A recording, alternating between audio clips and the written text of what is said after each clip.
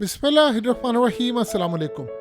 हकीकत TV science and health में खुश आमदीद। दुनिया में जो भी सूरत हाल इस वक्त चल रही है, हिजबुल्लाह ने इतनी तबाही की है, 51 हमले किए हैं, 51 हमले। इमेजिन कीजिए कि उन्होंने एक दिन के अंदर इजराइल को उजाड़ कर रख दिया है और 6 उनके मरकाबा टैंक्स तबाह कर दिए हैं लिबनान के अंदर। 6 टैंक्स में आप 4 से 5 फौजियों का भी लगाएं हिसाब, सिर्फ 4-5, ज्यादा नहीं, तो आप अंदाजा कर सकते हैं कि 30 के करीब उन्होंने फौजी तबाह कर दिए हैं गाड़ियों समेत, यानी मार दिए हैं, भून डाला है, बारबेक्यू हो गया है। जो भी तबाही हुई है इस सारे मामले पर 9 मिलिट्री बेसिस को उन्होंने टारगेट किया है। उसके अलावा आप इमेजिन कीजिए कि जितनी छोटी बड़ी यानी सिटीज़ हैं, उनकी मेन सिटीज़ हैं, वहाँ पर बमबारी की है। कोई शहर ऐसा नहीं है जहाँ पर इस वक्त आग नहीं लगी हुई। और आप ये सोचें कि मिलिट्री गैदरिंग थी, इनके फौजी इकट्ठे थे, 18 हमले वहाँ पर किए हैं और सिटीज़ और सेटलमेंट में 14 हमले किए हैं, मिलिट्री साइट्स और बैरक्स में 5 हमले किए हैं, ड्रोन इनका गिराया है। इसके अलावा इस सारी सूरत हाल में 38 इन्होंने सरफेस टू सरफेस मिसाइल मारे हैं, सरफेस टू एयर मिसाइल मारे हैं, गाइडेड मिसाइल 4 मारे हैं। ये इतनी ज़्यादा तबाही है, इतनी ज़्यादा तबाही है कि इसके अलावा उन्होंने जो हमले किए हैं आप उसका अंदाज़ा नहीं लगा सकते। क्या उन्होंने हाइफा की नेवल बेस को टारगेट किया है, मरकावा टैंक्स की क्या तबाही हुई है, क्या उन्होंने डिफरेंट बेसिस को जाकर टारगेट किया है। इस वक्त की हालत ये हो चुकी है कि इसराइल अमेरिका से और मीडिया पर, इंटरनेशनल मीडिया पर यह खबर ब्रेक करवा दी है कि 2-3 घंटों में डील फाइनलाइज होने वाली है। जब डील फाइनलाइज हो रही है तो इसराइल को इतनी मार पड़ी है, इतनी मार पड़ी है लिबनान के अंदर, और उनके अपने घरों में भी मार पड़ी है। ये बड़ी अजीबोगरीब बात है कि आप मैदान में भी मार खा रहे हैं, यहाँ पर भी मार खा रहे, और आपके हर बड़े शहर को इस वक्त राख का ढेर बनाया हुआ है। यानी अब उन्होंने काम क्या किया है कि पहले वो असल में एक आधी सिटी को टारगेट किया था। ये जैसे जैसे लिबनान के अंदर ज़्यादा हमला कर रहे हैं, वहाँ पर जाकर बमबारी कर रहे हैं, तो उनके लीडर ने कह दिया है कि अगर आप बैरूत को बॉम्बिंग से मारेंगे तो हम ये तिल अवीव उड़ा देंगे आपका। और उन्होंने अब वो काम शुरू कर दिया है। अब आप ये सोचें कि जिन जगहों पर इनके सेटलर्स रहते थे, अब वहाँ पर इस वक्त वीरानी छाई हुई है। आप दूसरे लफ्ज़ों में ये कह सकते हैं कि भूतों का कब्रिस्तान वहाँ पर बन गया है। और अजीब सूरत हाल है कि कब्रिस्तानों में भी इस वक्त वहाँ पर जगह कम पड़ गई हैं।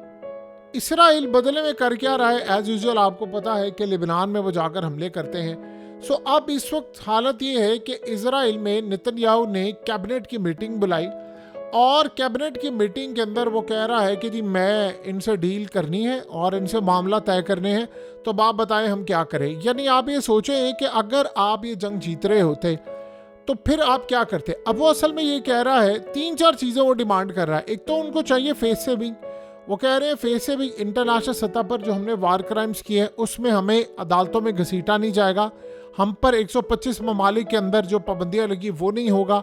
और उसके अलावा फेस सेविंग में ये जो मुआहदा, ये जो डील होगी उसमें हमारा इनपुट ज़्यादा होगा।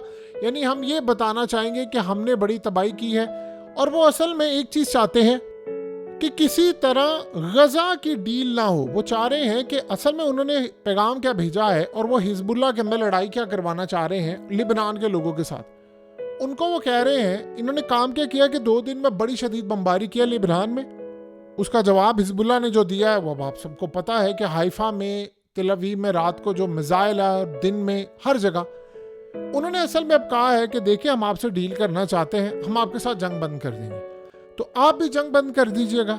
ये जंग बंद कर दे, हम भी बंद कर देते, हम आपके मुल्क में बमबारी नहीं करेंगे, हमारी फौज लिबनान से वापस आ जाएगी, गजा पर हम कंप्रोमाइज नहीं करेंगे, गजा में हमारी फौज रहेगी। हसन नसरुल्लाह की कोई लड़ाई हुई थी इसराइल के साथ? आप बताइए। ये जब गजा की लड़ाई शुरू हुई थी तो हसन नसरुल्लाह ने क्या किया था? हसन नसरुल्लाह ने आकर कहा था इसराइल पर बमबारी करो, गजा के साथ हम खड़े हैं, ये बात हुई थी। तो अगर आपने उसी पर कंप्रोमाइज करना है तो फिर तो ये बात नहीं बनेगी। अब इसराइल कन्वे करने की मैसेज कोशिश कर रहा है कि हिजबुल्लाह मान गई है, वो गजा के मामले पर भी चुप है। वो कह रहे हैं कि हमने अगर गजा की जंग बंद करवा कर ये लड़ाई ख़त्म की तो हम हसन नसरुल्लाह से करेंगे गद्दारी। हम तब ये लड़ाई बंद करें जब हम जीत रहे हैं। हम तब ये लड़ाई बंद करें जब हमने आपको चारों तरफ से घिरा हुआ है, आपकी फौज, आपके टैंक्स आपके लोगों को मार रहे हैं, इंटरनेशनल मीडिया भेजे, आपको पता चले हमने आपका हशर नशर क्या किया। तेल अवीव पर 400 से ज्यादा रॉकेट्स मार दिए हैं, आपकी इंसेंट बजा दी है कि आप घुटनों में गिरकर कह रहे हैं कि मुज़ाकरात करें, ये नहीं होगा। अब असल कहानी ये है कि इसराइल जितना डिले करता जाएगा वो आगे बढ़ते जा रहे हैं। यानी आप ये सोचें एक मिनट के लिए, अगर उन्होंने कल 400 रॉकेट्स मारे, हमले किए, आज 51 हमले उन्होंने कर दिए हैं और उन्होंने टैंक्स तबाह कर दिए हैं, 30-40 फौजी आपके मारे जा रहे हैं डेली बेसिस पर, आपके ज़ख्मी जो हैं वो हमेशा के लिए ज़ख्मी हो गए।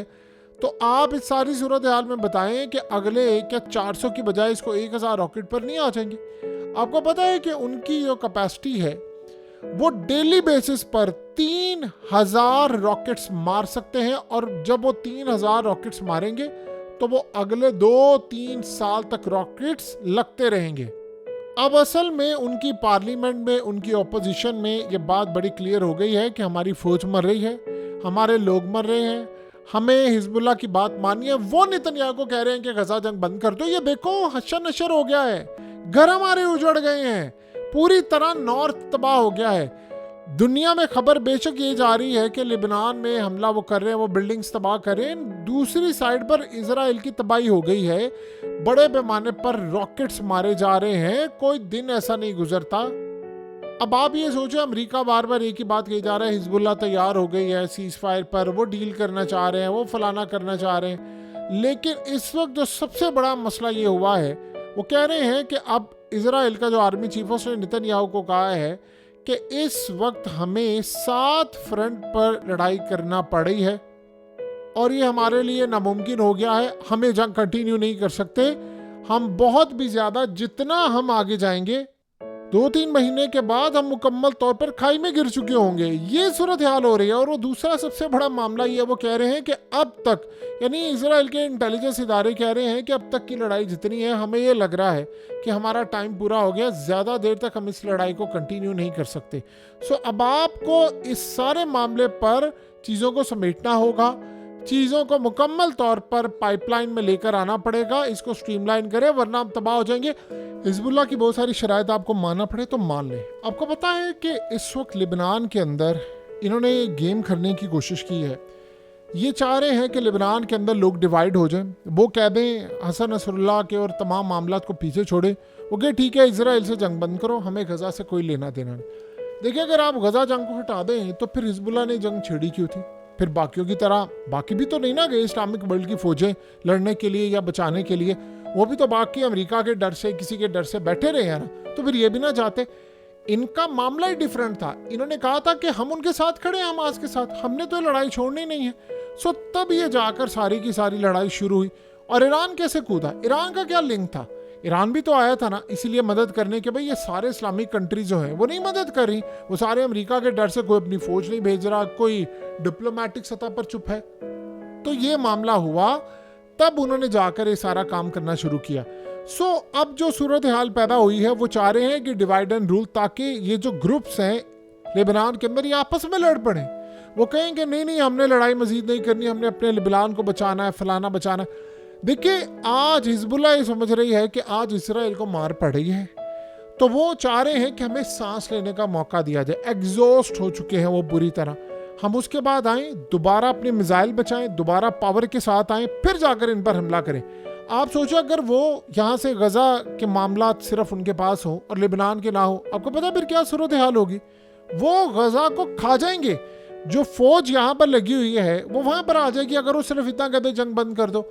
उनको चाहिए गजा जंग बंद करवाना, और वो शराइत पूरी, यानी जितनी भी है उनमें टॉप पर यह शर्त होगी कि गजा जंग बंद करवाना। आप इंटरनेशनल मीडिया उठाएं, इस मीडिया की क्या औकात है? 2 दिन पहले नहीं, आज से 1 हफ्ता पहले इंडिया से लेकर अमेरिका, इजराइल एक ही बात कह रहे थे कि ईरान के सुप्रीम लीडर कोमा में चले गए हैं, वहाँ जंग चल गई है, वहाँ लड़ाई हो रही है, उनका बेटा आगे आ रहा है, मजहबी हल्के आगे आ रहे हैं, फलाना है, ये है, वो लड़ाई हर तरह की जारी। आज आयतुल्लाह आ गए, कोमे से उठ के आ गए, ये पागल है, लोगों को झूठ बोलते हैं। फिर इन्होंने कहा इस्माइल कानी वो मारा गया है, वो फलाना हो गया, बोडकर आ गया। इन्होंने कहा ये ईरान के पास हमला रोकने की कैपेसिटी नहीं, हम हमला ऐसा करेंगे और जवाब देंगे। इन्होंने हमला किया, अगलों ने रोक कर दिखाया। ये असल में पूरी दुनिया को पागल बनाते हैं। इनकी अपनी इंटेलिजेंस एजेंसियां फेल हो चुकी हैं, कोई मामला इनका सामने नहीं आया। एक बात तय है और एक बात हमेशा याद रखकर तय होगी, अगले कुछ अरसे के अंदर मामला इस तरह के होंगे कि इसराइल पूरी दुनिया के साथ मिलकर फरियाद करेगा कि जंग बंद कराओ। अल्टीमेटली ये जंग हार चुके हैं।